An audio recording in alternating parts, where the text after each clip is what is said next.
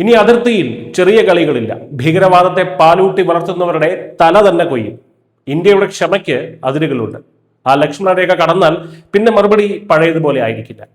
ശത്രുവിന്റെ തല ലക്ഷ്യം വെച്ചിട്ടുള്ള ഡീകാപ്പിറ്റേഷൻ സ്ട്രൈക്ക് എന്ന പുത്തൻ യുദ്ധതന്ത്രത്തിലേക്ക് മാറുകയാണ് ഇന്ത്യൻ സൈന്യം. എന്താണ് ഇന്ത്യയുടെ ഈ പുതിയ ഡീകാപ്പിറ്റേഷൻ തന്ത്രം? ലളിതമായി പറഞ്ഞാൽ മൂർഖൻ പാമ്പിനെ കൊല്ലാൻ അതിന്റെ തലയ്ക്ക് തന്നെ ആദ്യം അടിക്കുക. പാകിസ്ഥാൻ സൈനിക നേതൃത്വത്തെയും ഭീകരവാദത്തെയും ബുദ്ധി കേന്ദ്രങ്ങളെയും തിരഞ്ഞുപിടിച്ച് ഉന്മൂലനം ചെയ്യുക എന്നതാണ് ഇതിന്റെ ലക്ഷ്യം.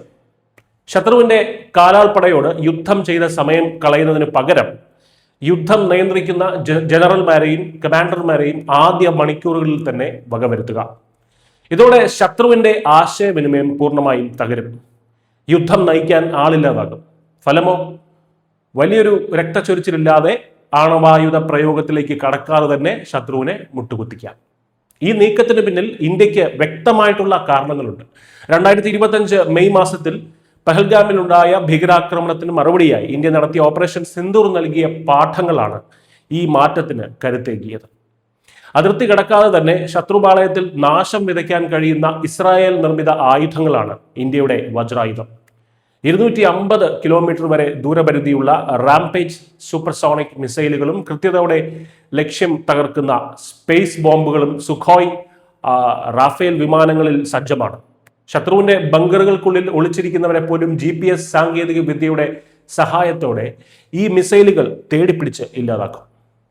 ലോകം കണ്ട ഏറ്റവും കൃത്യതയാർന്ന സൈനിക നീക്കങ്ങളെ മാതൃകയാക്കിയാണ് ഇന്ത്യയുടെ ഈ മുന്നേറ്റം. മിഡിൽ ഈസ്റ്റിൽ ഇസ്രായേൽ ഹമാസിന്റെയും ഹിസ്ബുള്ളയുടെയും തലവന്മാരെ വധിച്ച അതേ തന്ത്രം, അമേരിക്ക പ്രിഡേറ്റർ ഡ്രോണുകൾ ഉപയോഗിച്ച് ശത്രുക്കളെ വേട്ടയാടുന്ന അതേ സൂക്ഷ്മത.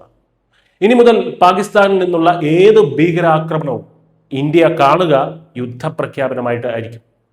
2026ഓടെ 1000-ലധികം പ്രിസിഷൻ ഗൈഡഡ് ആയുധങ്ങൾ കൂടി എത്തുന്നതോടെ ഇന്ത്യയുടെ പ്രഹരശേഷി ശത്രുവിന് ചിന്തിക്കാവുന്നതിലും അപ്പുറമാകും. ഓപ്പറേഷൻ സിന്ദൂർ അവസാനിച്ചിട്ടില്ല, താൽക്കാലികമായി നിർത്തിവെച്ചിരിക്കുക മാത്രമാണെന്നാണ് ഇന്ത്യയുടെ നിലപാട്. പാക് സൈനിക നേതൃത്വത്തിനുള്ള ശക്തമായിട്ടുള്ള ഒരു താക്കീത് കൂടിയാണത്.